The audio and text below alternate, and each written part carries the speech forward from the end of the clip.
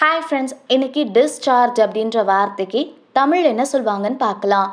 Discharge discharge இந்த வார்த்தைக்கு தமிழில் என்ன சொல்வாங்கன்னா வெளியேற்றம், விடுவித்தல், மின்சார வெளியேற்றம். அதாவது மருத்துவம் இல்லைனா மின்துறையில் உள்ள பொருள் இல்லைனா சக்தி வெளியேறும் செயல்முறையை குறிக்கிற சொல் டிஸ்சார்ஜ். இன்னும் நல்லா புரிஞ்சுக்க நம்ம 2 எக்ஸாம்பிள்ஸ் பார்க்கலாம்.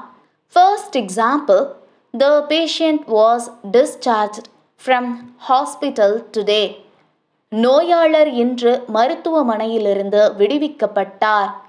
Second example, the battery will discharge if not used.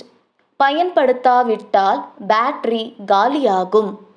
இன்னைக்கு நம்ம டிஸ்சார்ஜ் அப்படின்ற வார்த்தைக்கு தமிழ் என்ன சொல்வாங்கன்னு பார்த்தோம்.